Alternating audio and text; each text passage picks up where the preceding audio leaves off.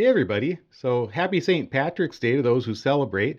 And I do have a serious point to make today, but since it's my patron saint's day, hope you won't mind if I just kind of ease into it a little bit. So feel free to jump ahead about 90 seconds if you're not into the St. Patrick's Day thing. But I'm 1/8 Irish myself, and I do celebrate St. Patrick's Day. But here in St. Paul, it can get kind of crazy on the actual day. So my wife and I usually celebrate a little early. So we went to Russell's, which is our favorite new restaurant in St. Paul, on Friday night. And I had the best Reuben sandwich that I've ever had.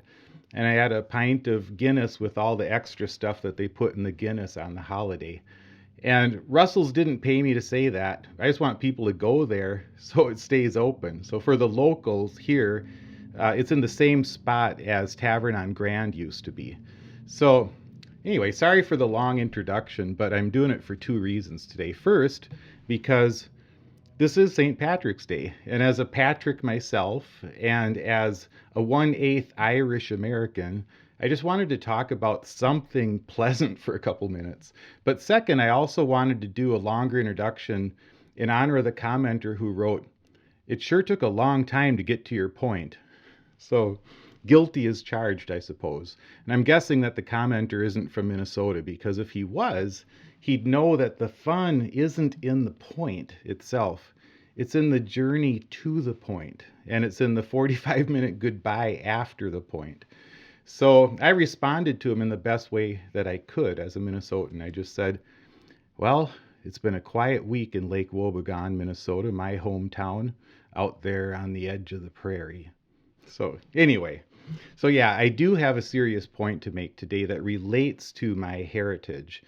And I've been thinking about immigrants quite a bit, of course, and I've written and I've spoken quite a bit about how Trump abuses immigrants in order to grow his own political power.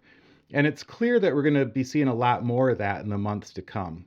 And I've made a couple videos recently about how I'm trying to be gracious to some of the sincere Christians that I know who've supported Trump in the past, because I do want to be fair in my criticisms, but I also have to be real. An awful lot of the people who call themselves Christians do fit the stereotypes that a lot of my listeners have raised in the comments. And one of the worst examples of that is the way that I hear a lot of people talk about immigrants.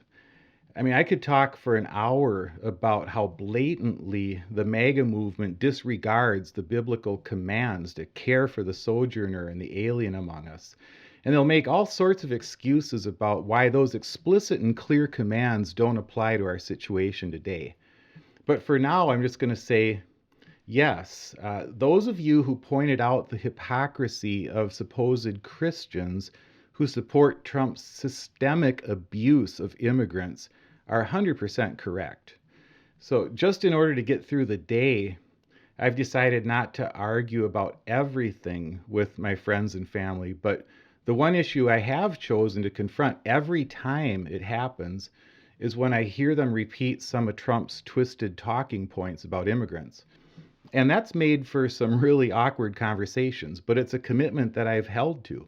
So on St. Patrick's Day, I can't help but think of the Irish immigrants and how demonized they were when they came to America. Many of them were fleeing a famine and they came here to start a new life. And for many years, they were distrusted and mistreated the way that other groups of immigrants are today. So that's 1/8 of my heritage. And I'm proud of whichever ancestor of mine made that decision to come here and to endure that hardship. And from the reading that I've done, it sounds like the Irish were often treated as almost a subspecies. So that's part of my heritage. And I've been thinking about it also because of Trump's decision to deport a couple hundred Venezuelans yesterday in defiance of a court order against it. So first, of course, let me state this as clearly as I can. I am against the violent Venezuelan gang that Trump says these people were part of. I shouldn't have to say that, but I do, because of the poisonous way that the Trump administration talks about this stuff and the way that his followers just glom onto that stuff. I'm concerned about this because Trump is using the Alien Enemies Act from 1798 to justify these deportations. And he seems to be rushing to deport as many people as he can. And pardon me for being cynical, but I think we'd be fools to ever take Trump at his word about things like this. Remember, this is the guy who started a trade war with Canada by declaring a national emergency over the fraction of 1% of the nation's illegal fentanyl coming across the border from Canada. I mean, I'm sure this gang is vicious. What I'm not at all sure of is that everyone who got deported yesterday is part of that gang. I mean, they might be, but we don't know. And I'm entirely unsure that the activities of the Tren de Aragua gang that Trump cited as a non-conventional war, the things that they're doing, he called it like a non-conventional war. I'm skeptical that those things actually do meet the standards for employing the Alien Enemies Act. That's why the judge ordered a halt to the flight so he could sort out a challenge to Trump's use of that law. That's how our system is supposed to work.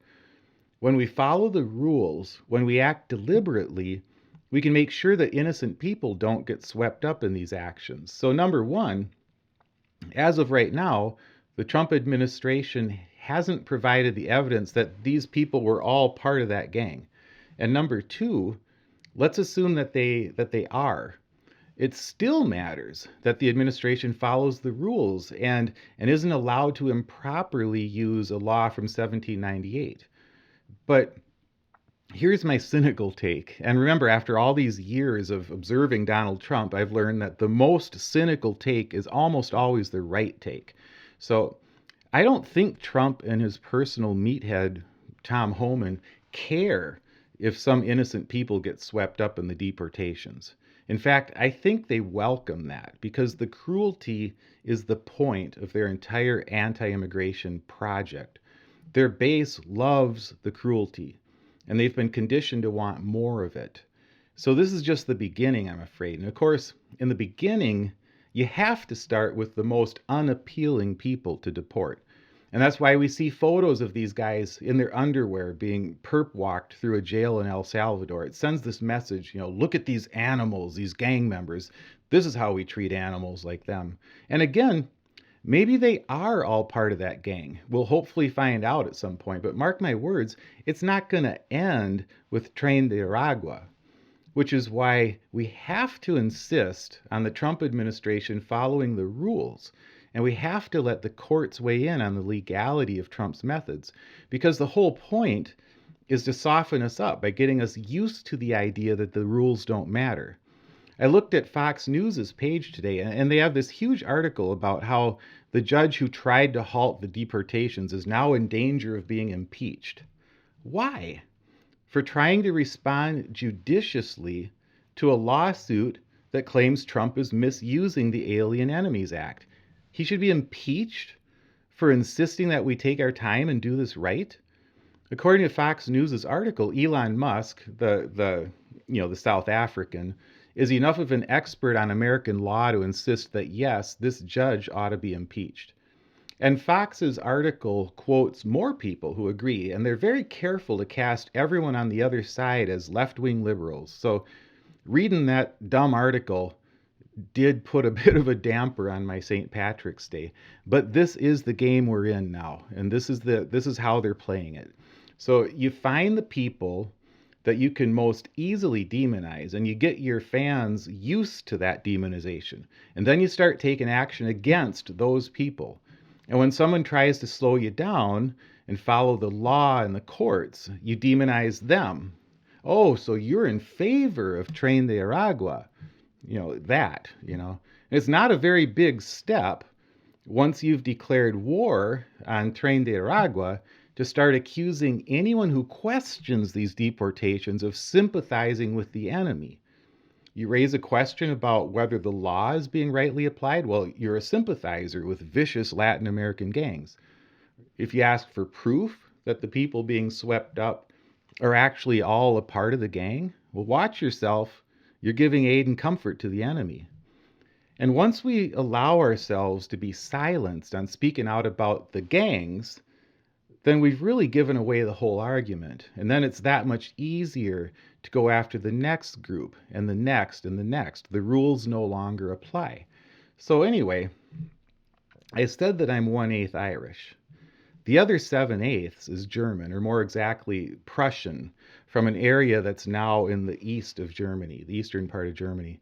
And a couple years ago, my wife and I visited the part of Germany where my people came from, and we stopped in the city of Weimar. And in a little museum in Weimar, we watched a film that talked about the rise of, that goofy guy with the mustache in Weimar, Germany. And it was meant as a warning. And these things that I'm describing that are happening in America have all happened before in other places. And as a guy who's 7/8 German from the very region where National Socialism came to power, I think I'm justified in raising an alarm here, because it's always easy to say that the others are animals and to treat them as less than human. It was easy back in the day to call the Irish immigrants dirty and violent and to look at them as less than. And when we focus on Latin American gangs and we accuse immigrants of eating pets and we make migrant crime one of the rallying cries of a national election, it becomes easy to look at those sorts of people as inherently violent, as subhuman. But here's the thing. I walked around Weimar, Germany, and a lot of the other cities in that region, and it was about 90 years ago that these people brought to power a madman who murdered millions of Jews and other minorities. But when I walked the streets and I interacted with these folks, they didn't look like animals to me. They were my people who allowed those atrocities not that many years ago. I didn't feel like I was walking on foreign soil. It felt like a family reunion. So, thanks for listening.